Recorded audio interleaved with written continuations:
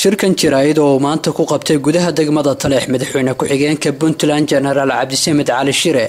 ayaa wuxuu kaga hadlay arrimo badan oo ay ka mid yihiin socdaal u dhawaan ku soo gaadhay madaxweyne ku-xigeenka degmada Taleex hadallo ka soo yeedhay qaar ka mid ah musharaxiinta u taagan xilka madaxtinimo ee Puntland iyo waliba sidoo kale shir lagu baaqay inuu ka dhaco gudaha degmadani Taleex General Cabdisamed Cali Shire madaxweyne ku-xigeenka Puntland oo ugu horeynba ku dheeraaday ujeedka socdaalkiisa ayaa wax laga xumaado ku tilmaamay hadallo dhawaan ka soo yeedhay qaar ka mid ah musharaxiinta u taagan xilka madaxtinimo ee Puntland kaas oo ah in General Cabdisamed Cali Shire uu fidmo ka wada gudaha degmada Taleex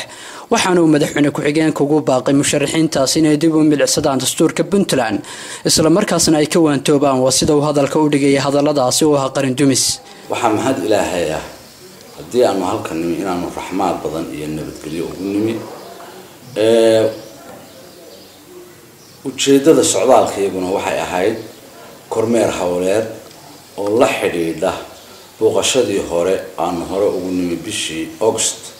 26keedii in muddo aanu halka ku sugnayn ujeedooyinkayguna waxay la xidhiidhaan kuwii aan hore ugu dhawaaqnay inaan ugu nimi deegaankan kuwii hirgelintoodii iyo dabagalkoodii iyo kamira dhalintoodii ayaanu mataqaanay halkan u joognaa ilaahayna waxaan ka rajaynaynaa intoodii badneedna waa nagu guuleeyay inta kalena inaanu ku guuleysano si deegaankan meel nabad ah oo maaragtay dadkeedu amni ku wada noolaadaan si ay u noqdaan markaan intaa ka gudbo waxaan nasiib darro weyn anoo arkaa ayaamaha kan rag murashaxiin ah oo runtii aan xurmo weyn u hayo ayaa waxay wax ka sheegayeen booqashada uu madaxweyne ku-xigeenkii wafdigiisa halka degmada Taleex ku yimaadeen ayaa dhaliilo iyo cambaarayn loo soo jeedinay waxaan isleeyahay waa arrin aan meesha qaban waa hadal afka weyn waxaan leeyahay dastuurka dib ha loogu noqdo waxa uu ina farayana aan ku dhaqano marka la ceebeeyo ama la eedeeyo booqashada ay dawladdu deegaankan ku timi ama waqooyiga gobolka Sool ay ku timi waxay la tahay ninka taa dhayacaynaya waxa weeye waa nin qaran dumis ah dhinaca kale madaxweyne ku-xigeenka Puntland ayaa sidoo kale si wada jir uga hadlay musharaxiin war-saxaafadeed ka soo saaray magaalada Gaalkacyo ee xarunta gobolka Mudug iyo sidoo kale shir lagu baaqay inuu ka dhaco gudaha degmadani Taleex waxaana uu madaxweyne ku-xigeenku sheegay in xukuumadda Puntland ay xilligan ay soo dhaweynayso cid walba u taagan xilka madaxtinimo ee Puntland ayna si wacan u dhici doonto doorashada Puntland ee fooda inagu soo haysa isla mar ahaantaana wax shir uusan ka dhici doonin gudaha degmadani Taleex qodobka labaad waan jeclay wax yar inaan ka iraahdo shaashadaha telefishinada waxaan ka daawaday rag murashaxiin ah oo runtii xurmo iyo xaq dhowrba mudan oo ku qabtay shir magaalada madaxda gobolka Mudug ee Gaalkacyo halkaana ay talooyin ku soo jeediyeen waxaan isleeyahay haddaan annagu xukuumadda maanta jirtanahay marar badan oo hore ayaanu ku dhawaaqnay inaanu jecel lahay inay u dhacdo doorashada dawladda Puntland si xor ah oo xalaal ah ayaan marar badan ku dhawaaqnay haddana waa ku celinaynaa haddana waa u cadaynaynaa bulshooyinka reer Puntland hase ahaatee akhyaarta waxaan u sheegi lahaa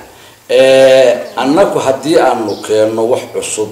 waxay noqonaysaa xaajo uguba hase ahaatee wixii idinku aad shalay samayseen ama jiray ama ay Puntland ku soo dhaqmaysay wax laga bedelayaa ma jirto sideedii bayna ahaanaysaa mahma Soomaaliyeed baa waxay tiraahdaa caado la gooyaa cara Allah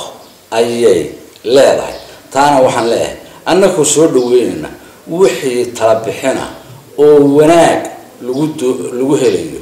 oo si habsami ah ay ugu dhacayso aad iyo aad baan taladii suuban oo dhaxalgala oo wanaag ku hiranaysa ayaan u soo dhaweynayna waxaan u soo jeedinayaa murashaxiinta sharafta mudan iyagoo damacsan inay qabtaan hoggaanka dawladda Puntland inaanay abuurin wax khalkhalgelina ama nabadgelyada wax u dhimi kara waxaad moodaa marka ay leeyihiin madaxweyne ku-xigeenku khalad buu ku tagay ama dhib buu ka wadaa degmada Taleex waxa la yaab leh haddii hadda aan iraahdo Gaalkacyo waxay u tageen ama Qardho waxay u tageen inay ummadda khalkhal geliyaan حاشاك الله أنا أفكر مجيو inaan idhaahdo. midda labaad, hadday isleeyihiin ku beer laxawsada xildhibaanada sharafta badan oo sool sanaag iyo cayn ka soo jeeda oo beeshaas iyada ah kuma jixinjixayaan hadallo qaawan oo diradire ku hoos jiro inay cod ku bixiyaan. kan waxaa lagaga dhawaacay talaax baa shir ka socdaa, shir baa lagu qabanayaa, halka kan wax shir ah oo lagu qabanayaa ma jirto, wax ka socdaana ma jirto. waa dhici kartaa inta guriga hoostood la galo in kamaro dad maata ah wax lagaga duubo. taasna waxaan leeyahay odayaasha arrimaha wada waxaan odhan lahaa inaan bulshada la lugoyn. waxay arrintaas soo xasuusinaysaa sheeko aan ka maqlay waqtigii sayidkii uu halka kan fadhiya xarunta tan ay halka ahayd, ayaa waxaa la yidhi nin deegaanka Togdheer joogay ayaa u soo gabiyo anigu abwaan ma ahiye sheeko ahaan baan u sheegayaa. wuxuu yidhi waran baan sayidka halkaa kaga soo ridayo, halkaasuu soo marayo, taleex buu ugu tegayo, wuu ka gabadayo. sayidku dee nin abwaana oo weyn ayuu ahaa, tix gabaya oo uu ku soo hooriyey godka lagu cadaabiyo muxuu goohu been sheegay. waxa weeye waxaan leeyahay anigu hadda rag kan la shir baa socda ma oranayo godka ha lagu cadaabo, laakiinse waxaan leeyahay ummadda yaan la weyrixin, yaan la lugoyn, yaan been loo sheegin. haddii la baaranayo xal kale iyo qaab kale iyo farsamo kale waxaa lagaga raadsan, laakiin shir ka dhacaya taleex ma jiro haba yaraatee. ummaduna iyo isku soo lugoyn. Cabdiraxmaan Jaamac Xaashi, Cabdiraxmaan Wadani, Somsa TV, Taleex.